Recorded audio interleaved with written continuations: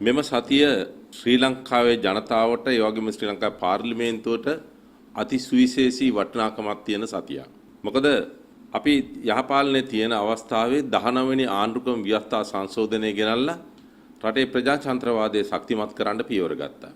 ගෝඨාභය රාජපක්ෂ මහත්තයා ජනාධිපති වෙලා මහින්ද රාජපක්ෂ මහත්තයාගේ ආණ්ඩුව හැදුවට පස්සේ ඒ 19 වෙනි ව්‍යවස්ථා සංශෝධනය අහෝසි කරලා නැවතත් 20 වෙනි සංශෝධනය ගෙනල්ලා ප්‍රජාතන්ත්‍රවාදයේ දුර්වල කරමින් ඒකාධිපතිවාදයේ ශක්තිමත් කිරීමට පියවර ගත්තා. ඒ සඳහා පාර්ලිමේන්තුවේ අති බහුතරයේ සහාය ලැබුණ සජබේ මන්ත්‍රී කණ්ඩායමකුත් ඒ සඳහා සහාය දුන්නා. දැන් නැවතත් මේ නව පාලනය ආවට පස්සේ මයි 14 වෙනිදා ආරම්භ වෙච්ච කරු අගමැතිතුමාගේ මූලිකත්වයෙන් පාර්ලිමේන්තුව අද බහුතරයේ තීන්දුවක් අරගෙන තියෙනවා. ඒ ඒකාධිපතිත්වය අහෝසි කරලා නැවතත් ප්‍රජාතන්ත්‍රවාදයේ රටේ ශක්තිමත් කරන්නට අවශ්‍යයි කියලා. ඒ සඳහා තමයි 21 වෙනි සංශෝධනය ගේන්න කටයුතු කරලා තියෙන්නේ. 19 වෙනි ව්‍යවස්ථා සංශෝධනයේ තිබුණ සාධනීය තත්වයන් අවිභවා ගිහිල්ලා ප්‍රජාතන්ත්‍රවාදයේ තවදුරටත් ශක්තිමත් කරමින් විගණනයට ඉඩකඩ සලසමින් දිත්තපුරවැසියන්ට ශ්‍රී ලංකාවේ පරිපාලනයට දේශපාලන සම්බන්ධ වීමට නොහැකි වන අන්දමට රටට වග කියන කණ්ඩායමකට පාර්ලිමේන්තුවට සහ මහජන නියුතයන් වීමට අවකාශය සලස්වමින් 21 වෙනි සංශෝධනය සංවිධානය කරලා තියෙන්නේ සැලසුම් කරලා තියෙන්නේ. මේ 21 වෙනි සංශෝධනය ඊයේ ආණ්ඩු පක්ෂයේ විසින් කැබිනට් මණ්ඩලයට ඉදිරිපත් කරා. කැබිනට් මණ්ඩලයේදී ඒකමතිකව 21 වෙනි සංශෝධනය සම්මත කරගන්නීමට හැකියාව ලැබුණා. ඒ ප්‍රජාතන්ත්‍රවාදී ජයග්‍රහණයක් විදිහට අපි දකිනවා. ඒකම සමග බලවේගය ඒ වගේම සුමන්තිරන් මැතිතුමාලා ශ්‍රේෂ්ඨාධිකරණයට ගිහිල්ලා මේ 21 වෙනි සංශෝධනයට සංශෝධන එකතු කිරීම සඳහා කරුණු ඉදිරිපත් කරා යෝජනා කරා. අපිට දැනගන්න ලැබුණ ගරු කතානායකතුමාට ශ්‍රේෂ්ඨාධිකරණයේ විසින් එවලා තියෙන නියෝගය නැත්නම් උපදෙස්වල ඒ ඉදිරිපත් කරපු යෝජනා වලින් එකක් හැර අනිත් සියල්ලටම ජනමත විචාරණයක් පැවැත්විය යුතුයි කියලා ඉවරලා ශ්‍රේෂ්ඨාධිකරණය දැනුවත් කරලා දෙන නිවේදනය කරලා තියෙනවා කියලා.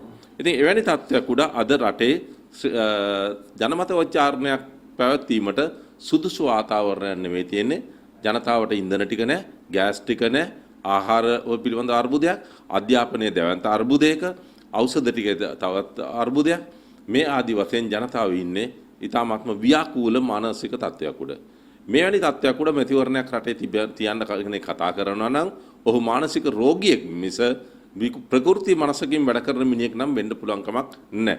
මම දැක්කස් විපක්ෂ නායකවරයාත් තවත් සමහර දේශපාලඥයෝ කීප දෙනෙක් ඉඳගෙන මේ අවස්ථාවේදී මැතිවරණයක් තියන්නට ඕන, මැතිවරණයක් තියලා සර්ව ජන ආණ්ඩුව හදන්නට ඕන කියලා ප්‍රකාශ කරලා තියෙනවා. ඉතින් එවැනි දෙයක් පවත්වන්න සුදුසුද කියලා මහපාරට බහැලා බලන්න කියලා ඉවරලා මම ඒ දේශපාලඥයන්ට කියනවා ඒ උදවිට ඕන රට විනාශ කරන්නද නැත්නම් රටයි ජනතාවයි ආරක්ෂා කරන්නද කියන ප්‍රශ්නේ අපිට අහන්නට සිද්ධ වෙනවා. එතකොට සමබ බලවේගය ගෙන ආපු 21 වෙනි සංශෝධනය ශ්‍රේෂ්ඨාධිකරණයේ එවැනි තීන්දුවක් දෙනකොට අපිට මේ 21 වෙනි සංශෝධනය මේ සුබවාදී විශේෂයෙන් සංශෝධනයක් ගේනකොට නැත්නම් ප්‍රජාතන්ත්‍රවාදයේ ශක්තිමත් කරන 21 වෙනි සංශෝධනයක් ගේනකොට අද ජාත්‍යන්තර සහාය දවසින් දවස අපිට නිතැතින් වැඩි වෙමින් පවතින අවස්ථාවක්.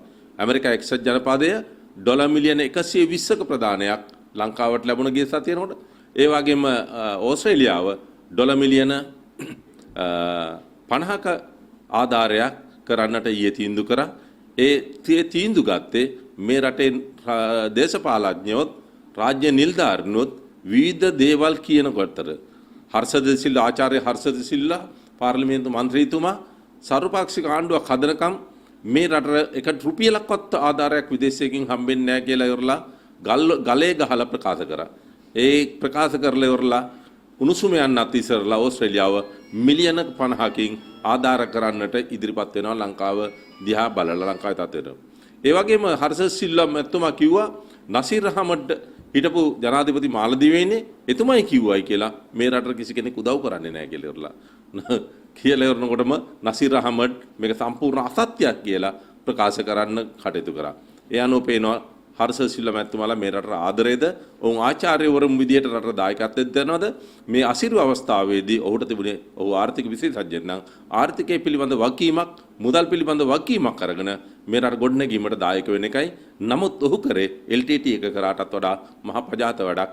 මේ ජාත්‍යන්තරයට ඇහෙන්න කතා කරලා කිව්වේ හිටපු ජනාධිපති මාලදීව මෙහෙම කිව්වා. එයන රුපියලක්වත් මේ රටට ආධාර හම්බෙන්නේ නැහැ කියලා.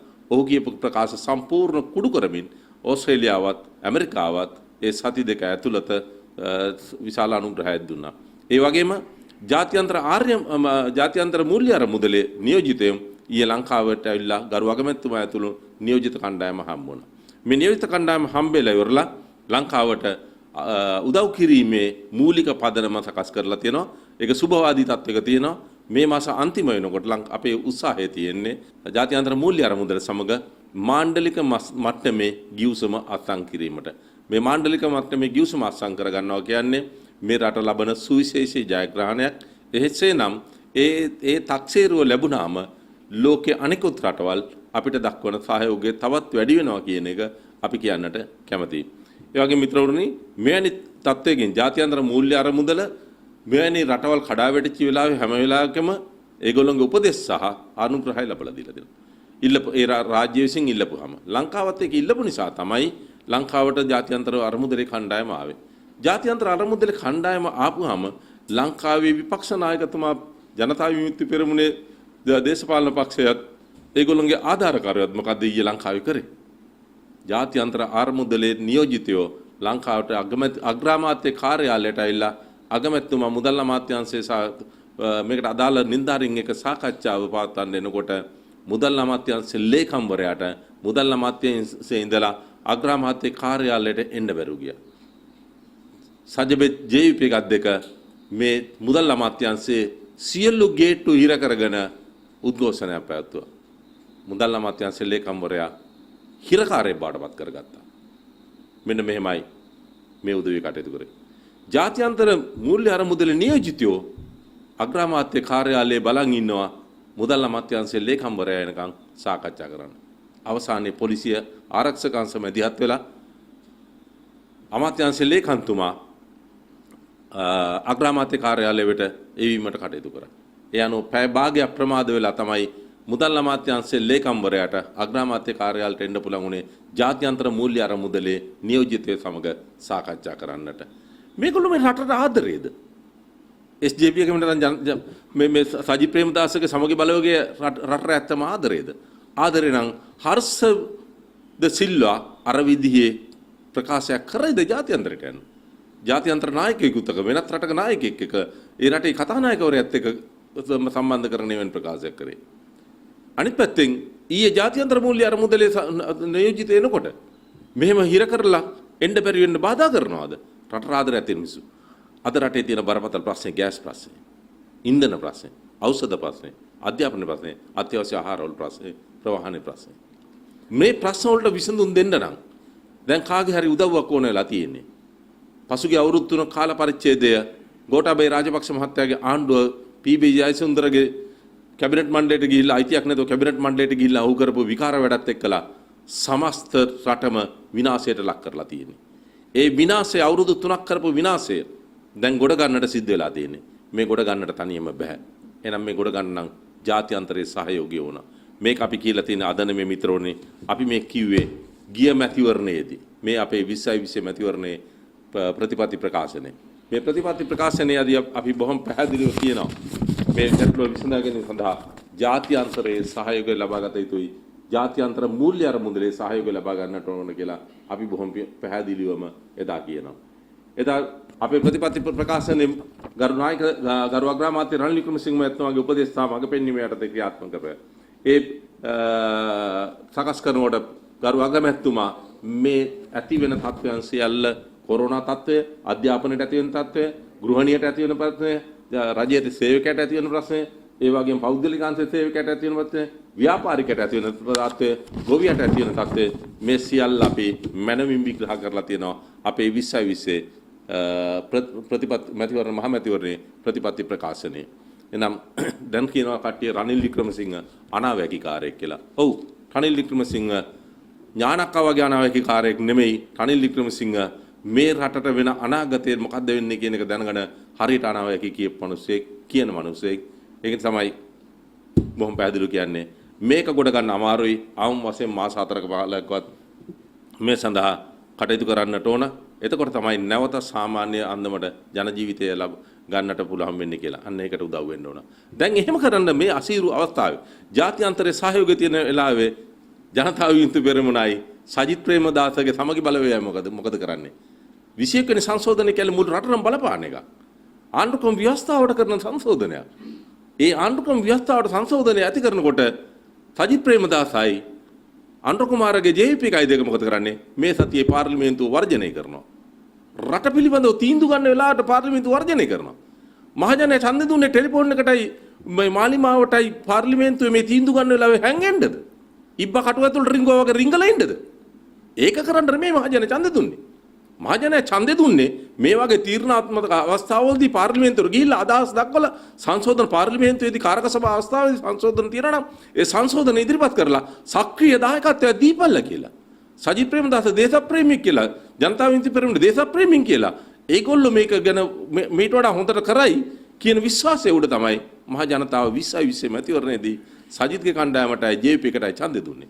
එහෙම ඡන්ද ගත්ත උදවිය තීරණාත්මක අවස්ථාවේදී රට ගොඩනගීමට ජාත්‍යන්තරයේ අත දෙන අවස්ථාවේදී ඔවුන්ගේ තියෙන කුහකත්වය පපුවේ තිබෙන අපිරිසුදුකම ඉතාමත්ම මැනවින් පෙන්වනවා පාර්ලිමේන්තුව මේ සතිය වර්ජනය කරමින්. පාර්ලිමේන්තුව වර්ජනය කරන සතියක්ද මේක? පාර්ලිමේන්තුවට සහභාගී වී සතිය. ඉතින් එනම් මිත්‍රවරුනි මෙතනම පේනවා මේගොල්ලෝගේ තියෙන කුහකත්වය කුමක්ද? පාර්ලිමේන්තුවට ගිහිල්ලා තියෙන්නේ කුමක් සඳහාද කියන කාරණේ පැහැදිලිව පේනවා. ඒ වගේම අද බරපතල ප්‍රශ්නය ඉන්ධන ප්‍රශ්නය. ඉන්ධන ප්‍රශ්නය යම් මට්ටමකට අපි සහන යම් විසඳුමක් දීලා තියෙනවා. අපි කියන්නේ අපි සහයමකටපත් වෙන්නේ නැහැ. නමුත් රුපියලුත් නැති ඩොලරුත් නැති ආණ්ඩුවක් රනිල් වික්‍රමසිංහ මැතිතුමා මැයි මාසේ 14 වෙනිදා බාරගත්තේ. ඒ බාරගත්තේ කණ්ඩායමක් එක්කලා නෙමෙයි තනියම. මෙහෙම තනියම වැඩක් කරන්න මෙයන්ි තීන්දුවක් ගන්න යකඩ හිතක් තියෙන්න ඕන මිත්‍රවරුනි. ලපට හිතක් තියෙන මිනිහෙකුට නම් කරන්න බෑ. ඒකයි සජිත් ප්‍රේමදාසට කතා කරලා මැයි මාසේ 9 වෙනිදා ගෝඨාභය රාජපක්ෂ කිව්වා එන්න අගමැතිකම් බාර ගන්න කියලා ඉවරලා. සජිත් ප්‍රේමදාස ලියුම් ලියලා හිටියා. ලව් ලෙටර් ලියන කාලයක් නෙමෙයි මිත්‍රවරුනි. ඒ ජලනීමයයි ලව් කරන කාලේ ඒවා ලිව්වා නම් ඒක ප්‍රශ්නයක් නෑ. අද ඒක නෙමෙයි තියෙන්නේ මේ රටක නායකත්වයක් ගන්න ප්‍රශ්නයක් නෙ තියෙන්නේ. මේ අවස්ථාවේදී තියෙන්නේ ජනාධිපතිවරයා කිව්වනම් ඔන්න අගමැති පේල් මහින්ද රාජපක්ෂ ඉවත් වෙනවා. දැන් උඹ ඇවිල්ලා විපක්ෂ නායක විදිහට බාර ගනින් මේ කිව්වනම් ඊළඟ ආණ්ඩුව හදන්නට කොන්දක් තියෙන මිනිහෙක් නම් එවැනි අරමුණක් දැක්මක් තියෙන මිනිහෙක් නම් ගිහිල්ලා සනිකව අගමැති ධූරේ බාර අරගෙන ඉවරලා දැන් ඔය කෑ ගහන සර්වපාක්ෂික ආණ්ඩුව හදන්න තිබුණා. සියලු දෙනා එකතු කරන්න. අපේ එකයි තියෙන්නේ. අපේ එකෙන් අපිට සහාය දෙන්න තිබුණා. අපි හැමතිස්සෙම කිව්වේ සියලු දෙනාම එකට එක්කාසු වෙලා ඉවරලා ශක්තිමත් රාමුවක් තුල මේ රට ගෙනියන්නට ඕන අවුරුදු 20 කාල පරිච්ඡේදයක් කියලා. එහෙනම් සජිත් ප්‍රේමදාස අගමැතිකම බාර අරගෙන ආණ්ඩුව පිටවුවා නම් අපේ එක කිසි දවසක කකුලෙන් අදින්න යන්නේ නැහැ මිත්‍රවරුනි. රට වෙනුවෙන් හැමතිස්සෙම ඉදිරිපත් වෙලා තියෙන්නේ. මේ වතාවෙත් මේ වගකීම ගත්තේ රට වෙනුවෙන් මිස තමන්ගේ පක්ෂය වෙනුවෙන්වත් තමන් වෙනුවෙන්වත් නෙමෙයි. ඒක පැහැදිලිව ඔප්පු කරලා තියෙනවා. අද අග්‍රාමාත්‍යවරයාට උදව් කරන අග්‍රාමාත්‍යවරයාගේ පක්ෂයේ කිසිම කෙනෙක් කිසිම තනතුරක ඉඳලා ඒක රුපියලක වේතනයක් හෝ දීමනාවක් හෝ පෙට්‍රල් ලීටරයක්වත් ලබා ගන්න උදවිය නෙමෙයි අපි ස්වේච්ඡාවෙම තමයි අග්‍රාමාත්‍යවරයාත් එක්ක එකතු වෙලා මේ වැඩ කටයුතු වලට සහාය දක්වන්නේ. එහෙනම් අපි රට වෙනුවෙන් මේ කාර්යය කරන්නේ. ඒතර මේ කරනකොට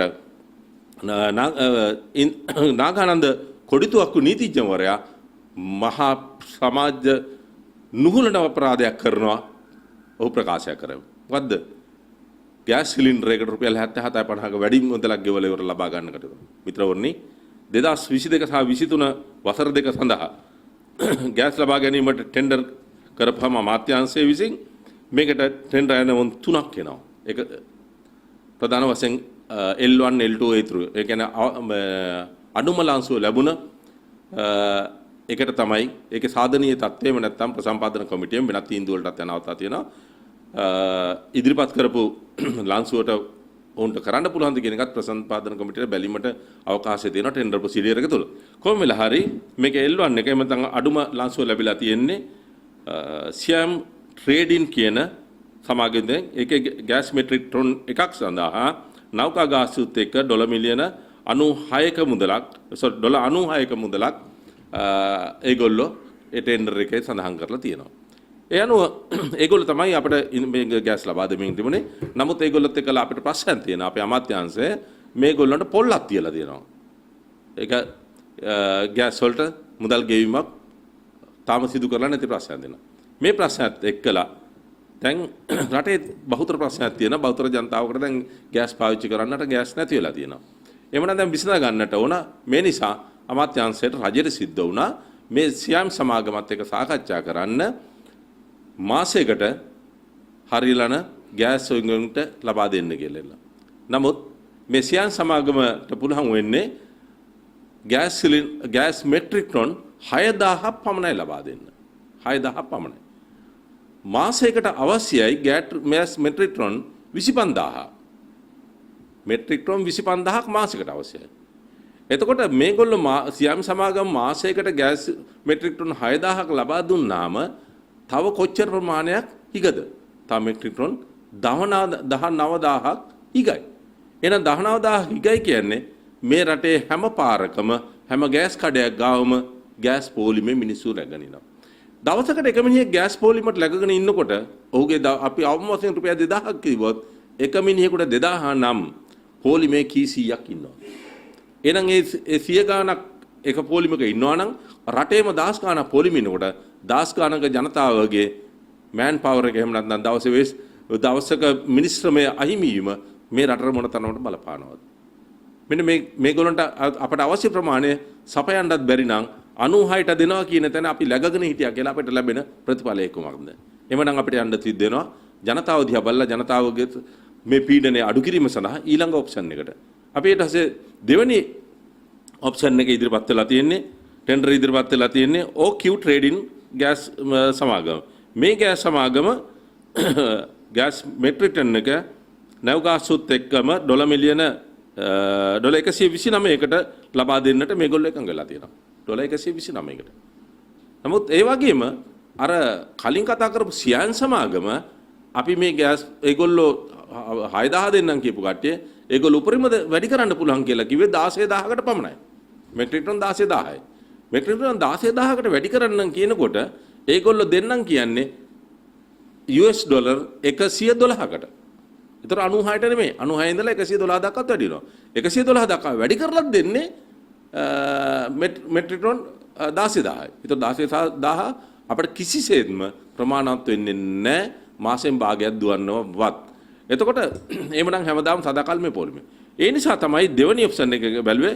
දෙවෙනි ඔප්ෂන් එකට ගියාම OQ ට්‍රේඩින් සමාගම අපිට එකඟ වෙනවා ඩොලර් 129ක මුදලකට ගෑස් මෙට්‍රික් ටොන් ලක්ෂයක් ලබා දීමට. ගෑස් මෙට්‍රික් ටොන් ලක්ෂයක් එනවා කියන්නේ මාස 4ක කාල සීමාව තුළ ලංකාවේ කිසිදු තැනක ගෑස් අර්බුදයක් එන්නේ නැහැ, පොලිමක් එන්නේ නැහැ. එහෙනම් ගෑස් පැත්තෙන් කුසිය පැත්තෙන් අපේ රට අර තියෙන පීඩනය ජනතාවගේ තුරන් වෙනවා.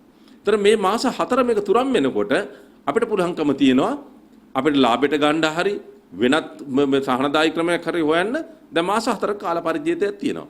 මාස 4 කාල පරිච්ඡේදය තුළ ඊළඟ ඔප්ෂන් එකට යාමට කැබිනට් මණ්ඩලයට ආණ්ඩුවට හැකියාව තියෙනවා. ඊළඟ මේ ටෙන්ඩර් එක ඇවිල්ලා තියෙන්නේ BB Energy Asia කියන එකට. මේගොල්ලෝ රුපියල් ඩොලර් 148කට තමයි මේ ගෑස් මෙට්‍රික් ටන් එකක් දෙන්නම් කියලා ඉවරලා නැව්ගාස්තුත් එක කියන්නේ. එහෙමනම් මෙතන ගිහිල්ලා තියෙන අපි සාධනීය තැනට නෙමෙයිද? රටේ ජනතාව පොලිමේ තියතියා දවස් ගණන් අවුවේ වේලා රුපියල් 77යි 50ද වටින්නේ මිනිස්සු ලබන අර පීඩනයේද මිනිස්සුන්ගේ දවසක කාල පරිච්ඡේදේ කා දැමීමද සිත් වේදනාවද උද්ඝෝෂණද පාරවල් බ්ලොක් කරන එකද ඒකට අවස්ථාව දෙන්න ඕන. එහෙම නැත්නම් රුපියල් 77යි 50යි ලාභය බලාගෙන මිනිස්සු තවදුරටත් පීඩනයටපත් කරනවා. මෙන්න මේක අපිට ගන්න තියෙන දින්ද. අපි ජනතාව ගැන හිතන ආණ්ඩුවක් විදියට අපේ නායක ජනතාව ජීවත් කරවීම සඳහා හැමදාම කටයුතු කරපු නායකයෙක් වගේම මහාමාන්‍ය DS සේනානායකයන් ඉඳලා වර්තමාන නායක රනිල් වික්‍රමසිංහ දක්වා එක්සත් ජාතික පක්ෂයේ නායකයන් හැමදාම රටේ මිනිස්සු ජීවත් කරවීම සඳහා පියවර ගත්ත උදවිය ආර්ථිකය හැදවීම සඳහා පියවර ගත්ත උදවිය අන්න ඒ නිසා මේ කඩිනමින් මේ මහජන පීඩනය තුරන් කිරීම සඳහා මේ පියවර අපි අරන් තියෙන කැබිනට් මණ්ඩලයේ අනුමැතියට යටත්ව. එහෙනම් මිත්‍රවරුනි නාගහනන්ද කොඩිතුවක්කු මහත්මයා මේ ගේන චෝදනාව ඉතාමත්ම ලැජ්ජාසහගත චෝදනාවක්. ඉතාම කුපාඩි වැඩක් කියලා ඉවරලා අපිට කියන්නට පුළුවන්. මොකද යහපත් කල්ක්‍රියාවෙන් යුක්ත පුද්ගලයෙක් මෙවැනි චෝදනාවක් ගෙන නම් ඒකට ඒ ගැනවත් මිනිස්සු සලකලා බැලිය යුතුයි. මෙයාගේ අතීතයේ කස්ටම් එකේ රේගුවේ නිලධාරියෙක් වශයෙන් ඉන්නකොට රුපියල් 15000ක අල්ලසක් කරගෙන අත්අඩංගුවටපත් වෙච්ච මිනිස්සෙක්. ඒ වගේම මිනිස්සුන්ගේ සල්ලි එකතු කරලා ඉවරලා ඡන්ද කරනවා කියලා ඒ සල්ලි ටිකත් අරන් ඡන්ද කාලෙදි මගහැරලා ගිය මිනිහෙක්. ඒ වගේම අධිකරණයේදී මොහු අධිකරණ නඩුවලට පෙනී සිටීමෙන් බෑන් කරපු මිනිහෙක්.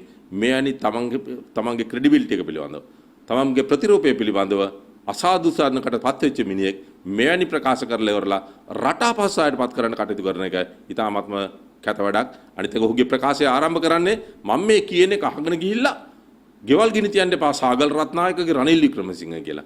ඔහු එතනින්ම ජනතාව පොළඹවනවා. ඔහු එතනින්ම ඔහු කරන්නේ අන්‍යාකාරයකින් ජනතාව පොළඹවනවා රටේ ඇති කරපන් මර ප්‍රහාර නැත්නම් උද්ඝෝෂණ නැත්නම් පීඩාකාරීත්වය ප්‍රචණ්ඩත්වයක් ඇති කරපන් කියලා. නීතිඥයෙක් වශයෙන් එසේ කළ යුතුද? නීතිඥයෙක් වශයෙන් ඔහු එහෙමද හැතිරෙන්න ඕන. එමෙ ඊටාත්ම දරුණු ප්‍රකාශයක්, ඊටාත්ම භයානක ප්‍රකාශයක්. රටේ ජනතාව බුද්ධිමත්ව කටයුතු කරන තාක්කල් හොඳයි. එසේ නැත්නම් මෙවැනි උදවියගේ ප්‍රකාශ වලට හසු වුණා නම් රට තවත් පසුගිය කාල පරිච්ඡේදයේ ගිය මාසයේ සිදුවුණු සිදුවීම් වගේ දැවැන්ත විනාශයක් සිද්ධ වෙන්නේ. එමනම් අපි වගකීමෙන් ගෙනා අපි කවුරුත් රුපියලක්වත් ප්ලේන් ටිකක්වත් බීලා ඉවරලා නෙමෙයි වැඩ කටයුතු කරන්නේ. අපි නිසරණ අධ්‍යාසයෙන් රටේ ජනතාව මේ පත් කරලා තියෙන පීඩනයෙන් බේරගන්න. ඒ පීඩනය අපි වගකිය යුතු නැහැ. ඒ පීඩනයට වගකිය යුත්තේ ගෝඨාභය රාජපක්ෂ, මහින්ද රාජපක්ෂ ඇතුළු පොහොට්ටුවේ බලකාය.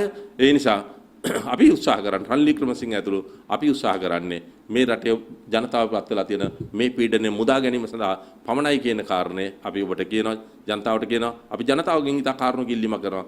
ඉවසිලිවන්ත වෙන්න.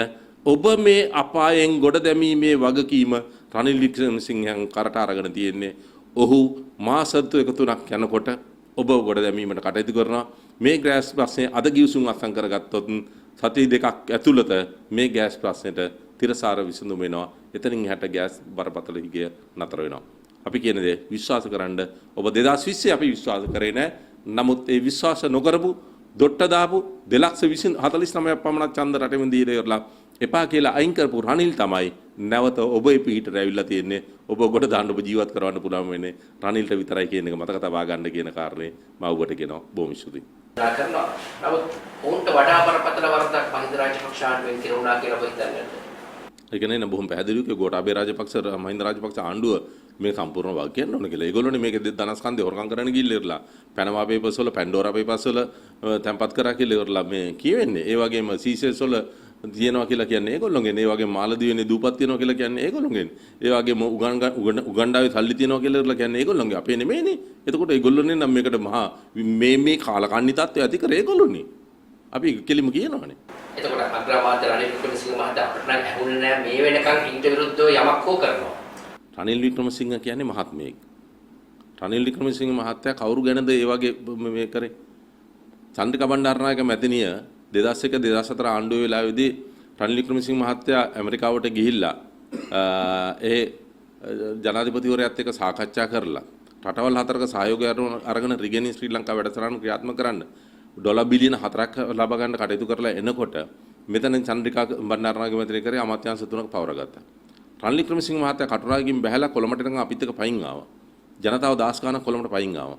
ලිප්ටන් වටරට රවුමට ඇවිල්ලා රනිල් වික්‍රමසිංහ මහත්තයාගේ මොකද කතා කරලා දැන් ඕගොල්ලෝ යන්න අවශ්‍ය වුණොත් මං කියන්නම් එදාට කොළඹට එන්න කියලා. මාධ්‍යවේදී ඔබලගේ මේ මිත්‍රයෙක් දැන්ට අවුරුද්දකට ඉස්සෙල්ලා රනිල් වික්‍රමසිංහ මහත්තයාගෙන් අහනවා ඔබයි එහෙම කරේ කියලා. රනිල් වික්‍රමසිංහ මහත්තයා කිව්වා මමයි චන්ද්‍රිකයි ගහගත්තා නම් විනාශ වෙන්නේ රට දිනන්නේ ප්‍රභාකරන්. රනිල් බැලුවේ රට කෙරෙහිනේ. රනිල් වික්‍රමසිංහ මහත්තයා එදා බලන්න තිබුණේ චන්ද්‍රිකාට පට්ට යන්න බඩින්න තිබුණේ. රනිල් වික්‍රමසිංහ මහත්තයා කතා කරලා බලනකොට දවසක් කියන්නේ. මෛත්‍රීපාල සිරිසේන මහත්තයා මහා නින්දිත විදිහට මාධ්‍ය ඉස්සරහා නැත්නම් තමන්ගේ මෛත්‍රීපාල සිරිසේන මහත්මයාත් මෙසොරේ අග්‍රාමාත්‍ය රනිල් වික්‍රමසිංහ මහත්මයාත් මෛත්‍රී වික්‍රමසිංහ මැතිණියත් ගිහිල්ලා ඉවරලා අගමැති ධූරයේ දිවුරුම් දීමට අර දින 52 කුපාඩි වැඩේ කරුවාට පස්සේ දිවුරුම් දෙන්න ගියාම තමන්ගේ බිරිඳත් මේ කියන්නේ අග්‍රාමාත්‍යවරයාගේ බිරිඳ ඉදිරිපිට ඉඳගෙන තියාගෙන ඉතක් කැත විදියට දෝෂාරෝපණය කරා. රනිල් වික්‍රමසිංහ වචන කතා කරේ නැහැ. රනිල් වික්‍රමසිංහ මහත්තයා ඉන්පසුව කිව්වේ අර බමුණගේ උදාහරණ අරන් බුද්ධ දේශනාවේ කතාවක් විතරයි. මඩ ගහන්න ගියේ නෑනේ. ඒක මෛත්‍රීපාලගේ නම පාවිච්චි කරේ නෑනේ. රනිල් වික්‍රමසිංහ මහත්තයා කියන්නේ අනුන්ට මඩ ගහ මඩ මේ ඌරෙක් වගේ වැඩ කටයුතු කරන මිනිහෙක් නෙමෙයි. රනිල් වික්‍රමසිංහ වචන පරිසමාප්තාන්තරයෙන්ම මහත්මයෙක්නේ. අන්න ඒකින්ද රනිල් වික්‍රමසිංහ මහත්තයාගෙන් කවදාවත් ඕක බලාපොරොත්තු වෙන්න එපා. නමුත් අපේ වගකීමක් තියෙනවා මේ කරුණු රටේ ජනතාව කැමති කුණු වලට නිසා ඒ කුණු ටික එළියට පෙන්නලා දෙන එක අපේ වගකීමක් තියෙනවා. ඒක අපි කරනවා. දැන් ඔබතුමා කිව්වා පැන්ඩෝරා පේපර්ස් මේ චෝදනා තියෙනවා කියලා. දැන් චෝදනා වලට ලක් වුණු පිරිසව බේරා ගැනීම මහත්මා ගතියක්ද? රනිල් වික්‍රමසිංහම්වත් එක්සත් ජාතික පක්ෂයවත් කිසිසේත්ම අපි බේරගන්න කටයුතු කරලා නැහැ. ඔබට මම අවශ්‍ය නම් දැන් ගෙනල්ලා ලේඛනෙ පෙන්නන්නම්. යහපාලන ආණ්ඩුව වෙලාවේ රනිල් වික්‍රමසිංහ මහත්තයාගේ ප්‍රධානත්වයෙන් තමයි අර්ලේගහ මන්දිරයේ දූෂණ මර්දන කමිටිය රැස් වුණේ. ඒකට අනුර කුමාර දිසානායකගේ ලේකම්වරයවතෙන් කටයුතු කරපු ආනන්ද විජේපාල ඒ වගේම පාටලි චම්පික මැතිතුමා මේ විජේදාස මැතිතුමා මේ ආදි කණ්ඩායම සහභාගී වුණා. ඒක ඉතින් රට තුල සිදු කරන ලද මූල්‍ය අපරාධ දූෂණ සම්බන්ධ විමර්ශනය කරන එක මෙහෙවන එක. ඒකදී ඒ අනුව මේ රටේ මෙවැනි සිද්ධීන් වලට සම්බන්ධ වෙච්ච පුද්ගලයන් 448 දෙනෙකුට විරුද්ධව අධිකරණයට කරුණු වාර්තා කරලා තියෙන නීතිමය පියවර අරගෙන තියෙනවා. ඒ වගේ ප්‍රතිඵල වශයෙන් තමයි ලලිත් වීරතුංග ජනාධිපති ලේකම්වරයා හිටපු ඔහුට අනුස පැල්පිට ඔන්න ඒගොල්ලන්ට හිරගෙදරට යන්න සිදු වුණ නඩු තීන්දුව ලැබුණේ. නමුත් අපීල් කරලා ඒගොල්ලෝ බේරුණා. ඒවා වෙන කාරණා වෙන්න පුළුවන්. ඒ වගේම අද මේ කැබිනට් එකේ ඉන්න ප්‍රසන්න රන්තුංග අමාත්‍යවරයාට අධිකරණයෙන් දඬුවම් නියම කරේ. ඒ වගේම සසි වීරවංශ විමල් වීරවංශ මහත්මයාගේ නෝනා ඔය දඬුවම් නියම කරලා තියෙන්නේ. ඒ සියල්ලම රනිල් වික්‍රමසිංහ මහත්මයාගේ නායකත්වයෙන් යුතු මුදූෂණ මර්දන කමිටිය විසින් විමර්ශන කමිටිය විසින් කරන ලද විමර්ශනයන්ගේ ප්‍රතිඵල. හැබැයි ජාත්‍යන්තරයේ තියෙන සියල්ලම බාරගත්තේ කවුද? මෛත්‍රීපාල සිරිසේන ජනාධිපතිවරයා තමයි ජාත්‍යන්තරයේ තිබෙන ඒවා සම්බන්ධ විමර්ශනය කිරීමේ කමිටිය ප්‍රධානී විදිහට ඒකේ ලේකම්වරයා විදිහට පත් කරලා තිබුණේ නීතිඥ ජේ.සී. පෙලියමුණ මහත්මයා. එතකොට ලංකාවේ තියෙන ඒවා සම්බන්ධව අගමැතිතුමාගේ ප්‍රධානත්වයෙන් විදේශවල තියෙන ඒවා ජනාධිපතිවරයාගේ ප්‍රධානත්වයෙන් ඒ ඇසට් එහෙම නැත්නම් ඒ දේපල පිළිබඳව විමර්ශනය කරන්න තිබුණේ. එතකොට මම අහන අද රැට සලකුණට එනවා මම හිතන්නේ මොකද මේ සියතේ මොකද්ද මේ සුලියට යනවා මෛත්‍රීපාල සිරිසේන මම ඊයර හිටියා මම මෛත්‍රීපාල සිරිසේන ප්‍රශ්න අහන්න කියලා ප්‍රශ්න තියලා ආවා. මොකද්ද මෛත්‍රීපාල සිරිසේන ජනාධිපතිවරයාගේ ප්‍රධානත්වයෙන් පවත්වපු විදේශීය වත්කම් පිළිබඳව මේ දූෂණ වලට අදාළ විමර්ශන සඳහා අද වෙනකම් කරපු එක විමර්ශනයක් කියන්නේ එක වාර්තාවක් ඉදිරිපත් කරන්න කියන්නේ. එතකොට රනිල් වික්‍රමසිංහද රාජපක්ෂලා රැකලා තියෙන්නේ මෛත්‍රීපාල සිරිසේනද රාජපක්ෂලා රැකලා තියෙන්නේ. අපිට රාජපක්ෂලා රකින්න කිසිම අවශ්‍යතාවයක් නැහැ. රාජපක්ෂලාට ගෝල් පේස් එකට අරන් ගිහලා හිටුවා පස් ගැහුවොත් අපිට ප්‍රශ්නයක් නැහැ. මොකද මේ රට කරලා තියෙන විනාශය යනවා. අද මේ අපි විඳවන්නේත් ඒක. ඊයේ පැය 3ක් අපි ඩීසල් පොලිමේ ඉඳලා ඩීසල් ටික ගහ ගන්න ඕනේ. අද මේ ජනතාවගේ මේ පීඩනය අපි දිනනවා. මේක විඳවන්න වෙලා තියෙන්නේ රාජපක්ෂලා මේ රට කරපු විනාශයට. මේ අවුරුදු 3 ඇතුළත කරපු විනාශයයි ඊට ප්‍රථම කරපු විනාශයයි දෙකම එක්කාස් වෙනකොට මේ රටේ තියාගන්න වටන කණ්ඩායමක් නෙමෙයි මේ කණ්ඩායම. අපි මේ කියන්න බය වෙන්න දෙයක් නැහැ. අපි රාජපක්ෂලා පිටින් ආණ්ඩු පිටවන්න සූදානම්කුත් නැහැ. රාජපක්ෂලා ආරක්ෂා කරන්න අපිට අවශ්‍යතාවයකුත් නැහැ. අපි කරන්නේ මේ ඉදිරිපත් වීම කරලා තියෙන මිත්‍රවරුනි වෙන කිසි කෙනෙක් බාරගත්ත නැසින්දා. සජිත් ප්‍රේමදාස මගහැරියා. ජෙනරල් පොන්සේකා මගහැරියා. ජෙනරල් පොන්සේකාට කතා කරුවා මේ නාවෙන්දර පස්සේ කවුද ගෝඨාභය රාජපක්ෂ ජනාධිපතිවරයා මේ රටේ අගමැතිකම බාර ගන්න කියලා. මොකද පොන්සේකා කිව්වේ? හරි. ඔබතුමා මේක ඇනවුන්ස් කරන්න ජාතිය අමතල ප්‍රකාශයක් කරන්න මාව අගමැති කරනවා කියලා දින 3ක් රටේ ප්‍රතිචාරය මොකද්ද කියලා මම බලලා ඊට පස්සේ මම තීන්දුව දෙන්නම් කියලා. ඔහොම තීන්දුව ගන්න පුළුවන් මේ රට ගැන තීන්දුව ගන්නකොට. ඒකයි අපි කියන්නේ රනිල් වික්‍රමසිංහ යකඩ හිතක් තියෙන මිනිහෙක් ඒ අභියෝග බාර ගන්නවා. බොරුවට සෝබන දාගෙන ගිහිල්ලා පොළොව ඉඹින ළමයි වඩා ගන්න කෙහෙල් මල් වලට යනද අපිට රාජපක්ෂවල රකින්න අවශ්‍ය නැහැ. අපි මේ අපේ නායකයා මේ තීන්දුව ගත්තේ මේ රටේ 2.25 ලක්ෂයක් වෙච්ච මේ ජනතාව බේරා ගැනීමට මිස රාජපක්ෂලා බේරා ගැනීමට ආරක්ෂා කිරීමට නෙමෙයි. ඔබතුමා එහෙම කිව්වට ජනතාව තීන්දුව කරලා තිබ්බේ රාජපක්ෂ ගෝඨාභය රාජපක්ෂ ඊළා අසි යුතුයි කියන. ඒ වාතාවරණය උඩ තමයි ඔබතුමාගේ නායකයා ආණ්ඩුව බාරගන්නේ. එතකොට දැනගත වෙලා තියෙනවා රාජපක්ෂවරු ආරක්ෂා කරනවා කියන කාරණේ. දැන් ඔබතුමාලා මාත් සාකච්ඡා තිබ්බට අපිට මහා පොළේ දැනගත වෙලා බලනකොට තේරෙනවා මේ රට විනාශ වෙලා තියෙන්නේ බොහෝ දුරට. එතකොට ඔබතුමාලාගේම ආණ්ඩුව මේ රට බාර දෙනකොට වර්තමාන ආණ්ඩුවට ඩොලර් බිලියන 7.5ක් තිබ්බා සංචිත. අද වෙනකොට ඒ සම්බන්ධයෙන් මම හිතන්නේ ඩොලර් බිලියන එකක්වත් නැති තැනට පත් වෙලා තියෙනවා. බිලියන නේ 1 මිලියනයක්වත් නෑ ඩොලර් අපි වර ගන්නකොට. එතකොට රුපියලුත් නෑ 1 මිලියනයක්. මේකට වගකී යුතුයි රාජ්‍ය නිලධාරීන් ප්‍රථම වශයෙන්. මේගොල්ලෝ තීන්දුව ගන්නකොට කාගෙන්වත් අදහස් ගන්න නැතුව හිතුමතේ මේක මේ හිතුමතේ මේ ඩොලර් මේ සංචිත හිස් කරලා තියෙනවා. මේකට විරුද්ධව ඔබතුමාලා ඒක තමයි විමර්ශනය කරන්න දෙල. ඒක තමයි රාජ්‍ය ගිණුම්කාරක සභාවටත් කෝප් එකටයි කෝපා එකටයි දෙකටම බලතල වැඩි කරන්නට තීන්දුව කරලා තියෙන්නේ. ඒ ගන්න විසික සංශෝධනයට යෝජනා කරලා තියෙන්නේ. ඒ අනුව විමර්ශනය කරන්නට ඒ විමර්ශනය කරලා ඉවරලා පියවර ගන්න. අද ඔබට පේනවා ඇති රාජ්‍ය ගිණුම්කාරක සභාවේ මහාචාර්ය චරිත එක්කලා මාධ්‍ය තුල අපි දකිනවා කොහොමද විමර්ශනය සිදු වෙන්නේ කියලා ප්‍රශ්න කරන්නේ කොහොමද කියන එක. ඒකට තමයි ඒක බලතල වැඩි කරලා තියෙන්නේ. ඒවා නිසියාකාරව කරන්න ඕන නිසා තමයි රනිල් වික්‍රමසිංහ මහත්තයාගේ ආණ්ඩුව වෙලාවේදී ආණ්ඩුවේ කෙනෙකුට මේ තනතුරු දුන්නේ නැහැ. ගිණුම්කාරක සභාවේවත් රාජ්‍ය ව්‍යාපාරිකයේවත් දුන්නේ නැහැ. ආණ්ඩුවේ කෙනෙකුට සභාවත් තනතුර. ඒක දුන්නේ විපක්ෂයට. ඒ යහපාලනයෙන් එන්නේ හරි දේ කරන්න. ඒක කවුරුත් හොරු ආරක්ෂා කරන්න නෙමෙයි. මිනිසුන්ව ජනගත කරලා තියෙනවා. රාජපක්ෂලා ආරක්ෂා කරන්න යනවා කියලා. අපි මොකටද රාජපක්ෂලා ආරක්ෂා කරන්නේ? දින 52 රාජපක්ෂලා නැහැ ඇවිල්ලා රනිල් වික්‍රමසිංහ මහත්තයාගේ අගමැතිකම ඉඳගත්තේ. අපි මොකටද ඒක ආරක්ෂා කරන්නේ? ජනමතය දීුනේ අපටනේ. මෛත්‍රීපාලනේ රාජපක්ෂලා ආරක්ෂා කරලා ගෙනාවේ. අපි මොකටද මේ කරන්නේ? රනිල් වික්‍රමසිංහට ආදරේ නම් රාජපක්ෂ ඇවිල්ලා දින 52 දී අගමැතිකම වාඩි වෙයිද? අපිට කිසිම රාජපක්ෂත් එක්ක නෑදකමකුත් නෑ යාළුකමකුත් නෑ අපිට අවශ්‍යතාවයකුත් නෑ. අපි මනුස්සකමට මනුස්සත්වය පෙන්නනවා. දේශපාලන ලෝකේ දේශපාලනය කරනවා. දූෂණයට හොරකමට සම්පූර්ණව අපි විරුද්ධව කටයුතු කරනවා. අපි හොරකම් කරලත් නෑ හොරකම් කරන්න අවශ්‍යතාවයකුත්. ඔබතුමාලා මතයට ඉන්නවද වර්තමාන ජනාධිපතිවරයා ඉවත් වී යුතුයි කියන කාරණේ සම්බන්ධව? රටේ මතය ඒකනේ. අය තමනොත් රටේ මතයත් එක්කලා වැඩ කරනවා. මිස අපි වෙන මතයක් එක්ක වැඩ කරනවා. රට කියන්නේ ගෝටා ගෝ හෝම් කියලානේ. එයාට බෑනේ එයා පේල්නේ. එයා පේල්නේ හින්දානේ රනිල් වික්‍රමසිංහ මහත්තයා රට බාරගත්තේ. මේ වකින් බාරගත්තේ. එයාට පුළුවන් නම් එයා හරියට කරනවා රනිල් වික්‍රමසිංහ මහත්තයා ගිහලා මේ රට බාරගන්නේ නැහැ. මේ වකින් බාරගන්නේ නැහැ. ඒ සමානව රනිල් වික්‍රමසිංහ මහත්මයාට තිල්ලා අසී යුතුයි කියන ජනමතයක් දැන් සමාජගත වෙලා තියෙනවා. ඒ සම්බන්ධයෙන් හොඳයි. රනිල් වික්‍රමසිංහ මහත්තයා මේ පෙරේතකමට බාරගත්ත එක නෙමෙයි. රනිල් වික්‍රමසිංහ මහත්තයා අයින් වෙන්න.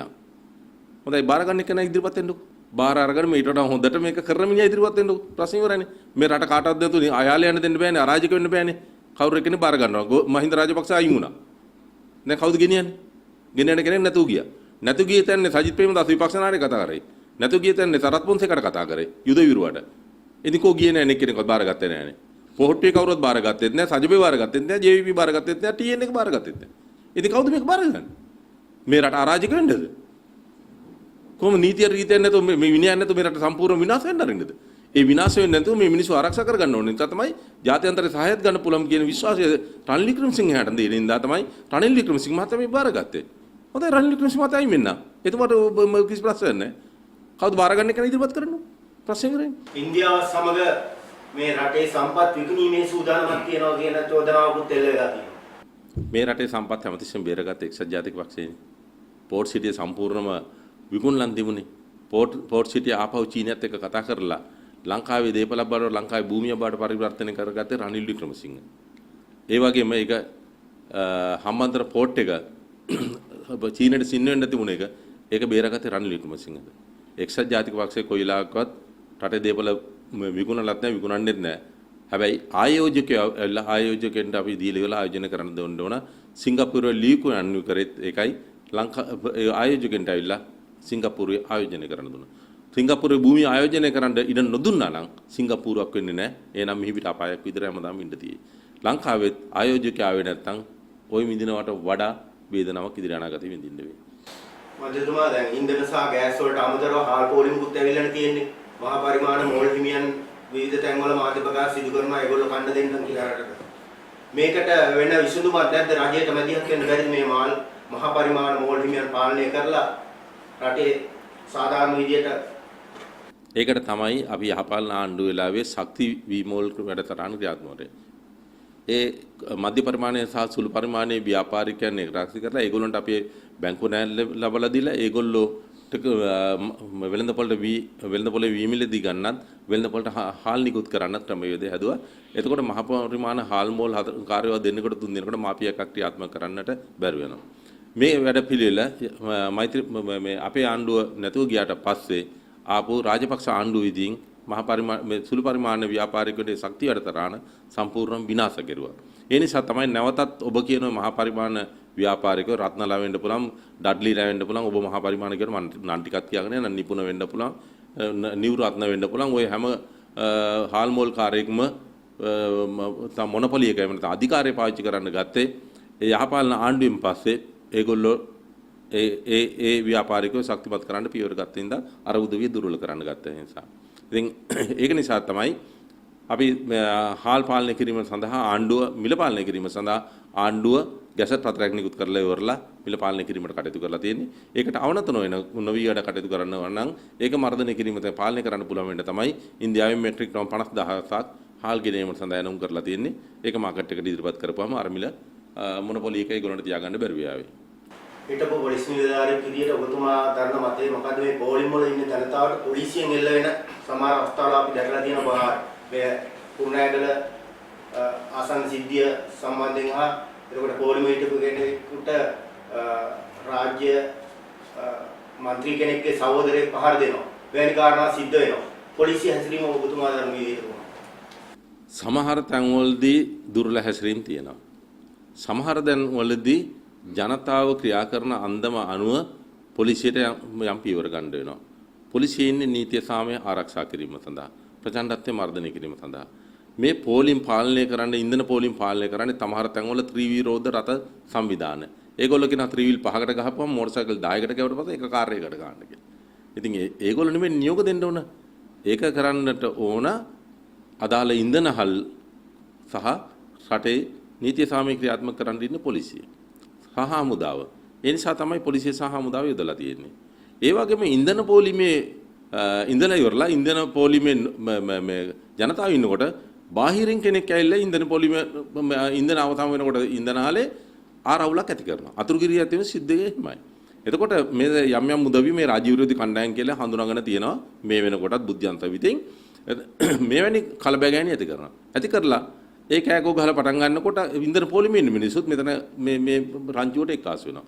මේකම තමයි මැයි 9 වෙනිදා සිදු කරේ හැමතරම ගෙවල් ගිනි තියන්න අහවල් තැන්ටන් අහවල් ලුංගි ගෙට ගින්න මෙහෙම කියන ඒවලා අවුස්සේ ඔයනි කණ්ඩායම ඉතින්. ඒකම තමයි දැන් තැන කරගෙන යන්නේ. එතකොට පොලිසියට සිද්ධ වෙනවා ඒගොල්ලෝ මර්ධනය කිරීමට පියවර ගන්න. එක්කෙනෙක්ව මේ මර්ධනය කරනකොට තව දාස් ගණනකේ ජීවිත සහ දේපල ආරක්ෂා වෙනවා. ඒක පොලිසිය වගකීම. ඒක පැත්තෙන් පොලිසියට වැඩ කරතුන. අනිත් පැත්තෙන් තියෙනවා සෞඛ්‍ය අංශය, අධ්‍යාපනයේ ප්‍රශ්න පත්‍ර උත්තර බලන මේ ගුරුවරු ටික. ඒ වගේම මේ පොලිසිය සහ ආරක්ෂක අන්තල කට්ටිය. ඔබට පහර දුන්නා කියලා ඉවරලා ඔබ කතා කරන්නේ කාටද? පොලිසියට. පොලිසියට කතා කරපම් පොලිසියෙන් ඔබට පහර දුන්න මිනිසුන් සම්බන්ධව ක්‍රියා කරන්න පොලිසිය එයි කියලා බලන ඉන්නවා. පොලිසියට ඉඳ නැත්තම් එන්නේ කොහොමද? අනිත් පැත්තෙන් ඔබ යන්න වෙන්නේ රෝහලට. රෝහලට ඔබට කතා කරලා සුවසැරියට එන්න කියලා ඔබ ගිලන් රථයට ටෙලිෆෝන් කරනවා. ගිලන් රථේ එන්න විදියක් නැහැ ඉඳන් නැත්තම්. ඉන්ධන හලට ගියාම ගිලන් රථයට තෙල් ටික ගන්න දෙන්නේ නැහැ. එතන රෝහලට ඔබ අරන් ගියා කියන්නේ කොහොම හරි. අරන් ගියාට පස්සේ ඔබ සුවපත් කරන්න ඉන්නේ වෛද්‍ය කාර්ය සහ හේද කාර්ය මණ්ඩලය, සෞඛ්‍ය කාර්ය මණ්ඩලය. සෞඛ්‍ය කාර්ය මණ්ඩලයට එන්න තෙල් ටික ගන්න දෙන්නේ නැහැ. ඉන්ධන හලේ ඉන්න මර කණ්ඩායම් එකතු වෙලා. එතකොට කොහොමද එතන ගියාට කටයුතු කරන්නේ? අනිත් පැත්තෙන් ඔබේ දරුවා විභාගෙට ලියලා ඉන්නේ. ඔහු ඊළඟ අධ්‍යාපනයට යන්නට උනා. ඔහුගේ ප්‍රශ්න පත්‍රයේ උත්තර පත්‍රය බලන්න උනා. උත්තර පත්‍රය බලන්න යන කෙනාට අවස්ථාව දීලා තියෙනවා. උත්තර පත්‍රය බලන්න යන්න ඔහුට ඉන්ධන ටික ගන්න දෙන්නේ නැහැ. එතනත් මරකම චණ්ඩිකම. මානසිකත්වයේ තියෙන්න ඕනනේ. හැමෝම මේ තියෙන පීඩනේ දරන්න වෙනවා. රාජපක්ෂලා ඇති කර පීඩනය, රනිල් වික්‍රමසිංහලා ඇති කර පීඩනය නෙමෙයි මේක. එහෙනම් හැමෝම මොකද 69 ලක්ෂයක් ගිහිල්ලා ওই පීඩනේ ලබා ගැනීම සඳහා තමයි එදා පොට්ටුවට කතරේ ගැව්වේ. අලියට කතරේ ගන්න නැතුව. ඒක නිසා අපි මේ හිනානේ සන්තෝෂයෙන් මම කිව්වේ. ඒ නිසා මේ පීඩනය ටික කාලයක් උලන්ඩන මේ පීඩණයෙන් ගලවා ගැනීමට සඳහා තමයි රනිල් වික්‍රමසිංහ මේ අසිරුකාරී බාර ගන්නේ. අවසාන වශයෙන් ඔබතුමා එහෙම කිව්වට සමහර ප්‍රකාශ කරන්නේ අර්බුදේ මාධ්‍ය ප්‍රකාශකවරයා කියලා වර්තමාන අගම අපේ ඔය වගේ උපදූප කියන මිනිස්සු ඉන්නවනේ. වාචාලකමට කියවන මිනිස්සුන්ගේ කටවල් හොන්න යන්න පුළුවන් ගමන් යන්නේ කවුද ඉතින් ගවන්නේ. එතුමාම කියනවානේ බඩගිනි ඉන්න වෙයි කියලා. ඔව් ඉතින් ඇත්ත තත්ත්වෙනේ මේ. ඉතින් ඇත්තට අත්වෙන ළමයි කියලා තියෙන්නේ මෙන්න ඔයා මේ අද යන ගමන් මෙන්න මේ ප්‍රතිපත්ති ප්‍රකාශය අරන් යන්නකෝ. මේ ප්‍රතිපත්ති ප්‍රකාශය කියවන්නකෝ ඊළඟ ප්‍රෙස් එකෙන් මාධ්‍ය සාකච්ඡාවට එන්න ඉතරලා. මේ ප්‍රතිපත්ති ප්‍රකාශය මේ සියල්ලම වෙන සිද්ධීන් මේ රටට මුහුණ දෙන්න වෙන තත්ත්වය කියලා තියෙනවද නැද්ද කියලා පොඩ්ඩක් බලන්න. ඉතින් අපි ඒක තමයි කියන්නේ. මේ කියන්නේ ඉදිරියට ඇති වෙන තත්ත්වය මේ කියන්නේ තෙල් ටික අරන් ගිහිල්ලා ගෙදර ගබඩා කරගන්න නෙමෙයි. ත්‍රිවිල් එකට තෙල් ගහනවා. ත්‍රිවිල් එකේ ප්ලේස් එක අල්ලන් ඉන්නවා. ප්ලේස් එක අල්ලගෙන ඉන්න රුපියල් 1000කට විකුණන තව කෙනෙකුට එනවා. දීලා ඉවරලා යාමාරු වෙනවා. අයින් වෙනවා එතනින්. ඊළඟට ත්‍රිවිල් එකට පුල් ටැංක් ගහ ගන්නවා. පුල් ටැංක් ගහගෙන ගිහිල්ලා ඉවරලා ත්‍රිවිල් ටිකේ තෙල් ටික ඇදලා ඉවරලා ඔබේ මාධ්‍යම පෙන්වනවනේ මෙයා. වෙන කෑන් එකට බූලියට අයින් කරලා ඉවරලා ආයෙත් පොලිමට එනවා. ඊට පස්සේ ගත්ත පෙට්‍රල් ලීටර රුපියල් 400ට ගත්ත එක 600ට විකුණනවා. 800ට විකුණනවා. මේකද මනුස්සකම කියන්නේ. මිනිස්සු පීඩාවට පතර මහා සාධාරණේ කතා කරන මිනිස්සුන් මේ සමාජයේ ඉන්නේ. මට මේවා කියපුවම මිනිස්සු බණි. ප්‍රශ්නයක් නැහැ. මට බැන්නත් එකයි අඳුන් දුන්නත් එකයි මට ප්‍රශ්නයක් නැහැ. මම කතා කරන්නේ මේ ඇත්ත තත්ත්වය. මෙන්න මෙහෙමයි මිනිස්සු ඇද. අද මම ඔබට කියනවා. ලංකාවේ දේන්දර තුඩුවේ ඉඳලා පේදුරු තුඩුවට යනකම් යන්න. මේ ඔක්කොම ටික හැම ගයක්ම අපි සර්ච් කරන්න පුළුවන් නම් සර්ච් කරමු. අඩුම තරමේ නැව් 5ක ඉන්ධන මේ රටේ මිනිසුන්ගේ ගෙවල් වල තිබ්බොත් මම දේශපාලනයෙන් උතයි වෙලා. දැන් බවුසර් මෙට්‍රික් ඩෙල්ලිට 6000 3 දෙනෙක් ගාව තිබිලා ඉවරලා 4 දෙනෙක් ළඟ තිබිලා ඉවරලා පසුගිය දවස්වල වැටලෙකින් කරලා තියෙනවා 46000. බවුසර් එකට වදින්නේ 6600යි පොඩි බවුසර් එකට. එතකොට නැත්තම් 13600යි. එතකොට 46000ක් මේ පුද්ගලයන් 4 දෙනෙක් ගාව තිබිලා ඉවරලා ඉන්ධන අතරංගුවට ගත කියනවා. ඒ වගේ මේ රටේ ඉන්ධන දැන් තියෙන්නේ ඉන්ධන මාපියාවක් වංචාවක් එතන තියෙන්නේ. අමාරු අහිංසක මිනිහා පීඩනය විඳිනවා අනිත් මිනිස්සු මේක ජාවාරම කරගෙන තියෙනවා. පවතින තත්ත්වෙන් ගොඩ එන්නට ඔබතුමාගේ නායකයාට සහ වත්මන් ආණ්ඩුවට හැකියාව තියනවද කොච්චර කාලයක් යන්නේ? නෑ නිශ්චිත කාලවකටත් කියන්න බෑ කොහොමද දින 14කින් විතර අපි විශ්වාස කරනවා අපි අරගෙන තියෙන ක්‍රියාමාර්ගات එක්කලා ගෑස් ප්‍රශ්නේ මිනිසුන්ට පීඩනයක් නැතුව විසඳ ගන්න පුළුවන් වෙයි කියලා ඉරලා. ඒ වගේම ඉන්ධන ප්‍රශ්න විසඳා ගැනීම සඳහා විවිධාකාර වූ ක්‍රියාමාර්ග වලට ගිහිල්ලා තියෙනවා විවිධ සාකච්ඡා වලට ගිහිල්ලා ජාත්‍යන්තර මූල්‍ය අරමුදලේ අපට සහාය මේ මාසයේ අවසානට මාණ්ඩලික ගිවිසුම අත්සන් කරගත්තට පස්සේ ඉන්ධන සහ අනිකුත් දේවල් වලත් පීඩනය අවම කරගන්නට පුළුවන්කම ලැබෙනවා. අපි උත්සාහ කරන්නේ පුළුවන් තරම් වේගයෙන් ඒ සහාය ජනතාවට ලබා දෙන්න.